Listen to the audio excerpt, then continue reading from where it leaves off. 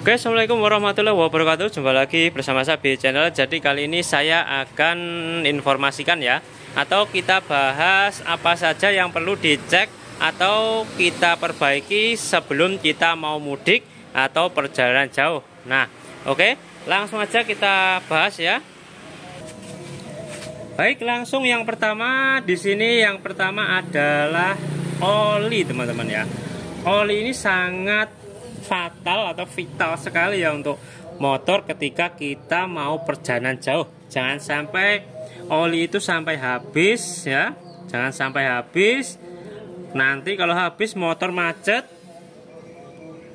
repot, nggak bisa kemana-mana ya. Kalau sudah macet harus turun mesin, nunggu beberapa hari. Jadi ini yang paling penting dan paling vital. Nanti yang paling akhir juga yang paling penting juga. Nah, oke, yang pertama adalah oli. Jadi silahkan buat teman-teman dicek olinya atau diganti olinya sebelum perjalanan jauh. Nah, di sini kita cek dulu ya teman-teman ya. Oke. Nah, dipstick kita masukkan, kita tarik. Nah, di sini menunjukkan di bagian sini ya. Nah, tengah-tengah. Nah, oke. Jadi untuk ngeceknya tidak perlu diputar. Jadi dilepas seperti ini, set, nah gitu, nggak perlu diputar ya. Nah, baru kita cek. Nah, jadi ini segini masih normal ya. Nah, kita lihat juga warna olinya. Nah, di sini warna olinya masih bagus ya. Nah, ini belum hitam. Nah, jadi belum waktunya ganti. Buat teman-teman silahkan dicek ya. Kalau sudah warna hitam, mending diganti saja ya, karena pelumasannya juga kurang baik ketika berwarna hitam sekali, apalagi hitam pekat.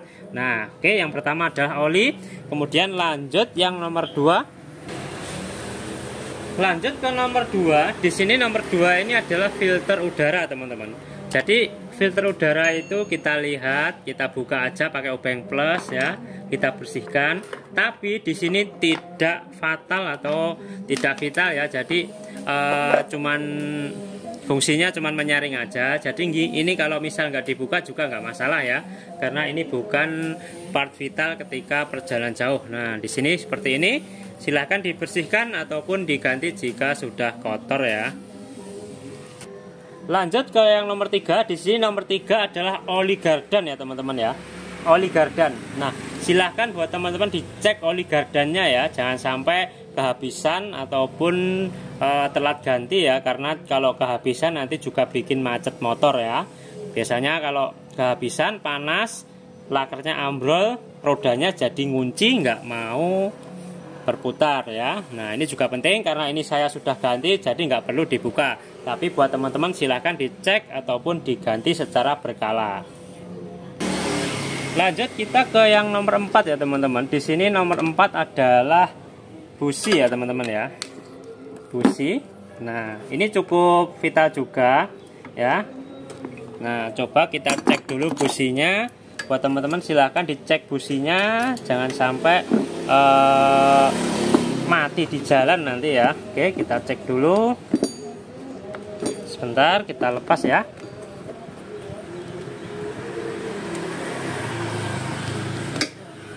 Oke, susah juga ya, berat. Oke, kita cek dulu businya, kondisi businya bagaimana. Silahkan dicek ya untuk nomor 4. Sebentar, kita lepas.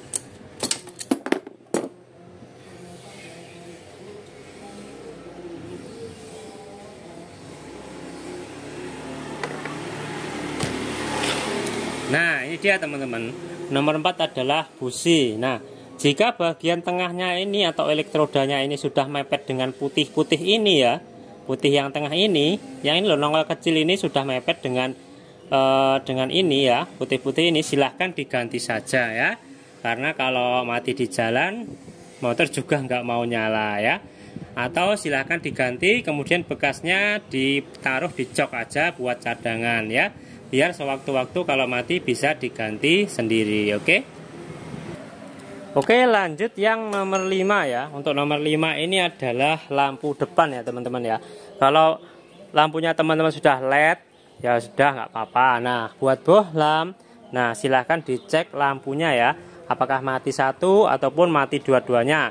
Nah, kalau mati satu silahkan diganti saja, karena sewaktu-waktu kalau satunya mati ya, misal kayak gini kan mati kan ini. Nah, cuman ada jarak jauh aja. Nah, kalau jarak jauhnya mati, nanti motor kita jadi nggak ada lampunya. Apalagi kalau malam hari nanti juga bahaya juga ya. Oke, nomor 5 ada lampu ban dan lampu belakang, silahkan dicek ya. Nomor 6 adalah ban, teman-teman. Ban ya, ban. Silahkan bannya kalau sudah tipis kelihatan benangnya, silahkan diperbarui atau diganti ya. Nah, tapi ban ini enggak fatal amat ya, karena ban itu faktor keberuntungan juga. Kadang masih tebal pun juga bisa juga bisa bocor, kena paku, itu bisa. Nah, itu bukan vital juga atau bukan fatal ya. Jadi silahkan buat teman-teman dicek tekanan angin ya, tekanan anginnya dicek ataupun ketebalan pada bannya. Nah, ban luarnya silahkan dicek tekanannya juga ya. Oke. Nomor 7 di sini adalah kampas rem, teman-teman. Silahkan dicek kampas remnya ya. Kampas remnya terutama bagian depan ya, atau piringan itu bagian cakram. Silahkan untuk bagian cakram silahkan dicek sebaik mungkin ya. Silahkan kalau sudah tipis silahkan diganti biar tidak bunyi srek ketika perjalanan jauh ataupun mudik. Untuk kampas rem belakang atau tromol masih bisa disetel ya. Nah, tapi kalau depan kalau habis nggak bisa disetel. Belakang kalau habis memang nggak bisa setel, tapi masih bisa dimajukan. Nah, oke. Oke, ini adalah yang terakhir ya teman-teman ya, nomor 8, nomor terakhir. Ini juga paling vital untuk motor matic. Nah, apa itu? Nah, di sini adalah V-beltnya teman-teman, atau lindennya. Nah, ini lindennya jika sudah retak-retak ya. Nah, misalnya kayak gini, ini kan kayak sudah retak-retak ya kan. Silahkan diganti ya, karena kalau nggak diganti, ini putus sewaktu-waktu di perjalanan. Nah, ini motor nggak bisa jalan, harus ke bengkel dulu buat ganti. Nah, jadi ini cukup fatal juga ya, ini ya V-belt. Dan juga satu lagi teman-teman ya, nomor 9 adalah kampas ganda. Nah, kampas ganda ini ya, ini juga nggak terlalu fatal juga sih sebenarnya. Tapi kalau tipis silahkan langsung diganti aja ya teman-teman ya, karena kalau tipis itu performanya turun, bisa bikin boros bensin, dan juga kalau habis itu bisa pecah teman-teman. Nah, itu bisa pecah, beneran pecah, bagian dalamnya pecah, akhirnya motornya jalan sendiri tanpa perlu digas. Nah, jadi bahaya juga kan. Nah, oke, kampas ganda juga perlu diperhatikan. Kalau tipis silahkan diganti, kalau masih tebal silahkan dibersihkan atau di servis CVT-nya. Nah, itu dia ya. Ada berapa? 8. Nah, 8 atau 9. Untuk shocknya nggak perlu ya, karena shock itu nggak masalah ya ketika buat perjalanan jauh. Kalau shock itu cuman kenyamanan aja. Kalau buat part vital atau fatal itu seperti yang saya videokan atau seperti yang saya sebutkan tadi. Nah, ini dia.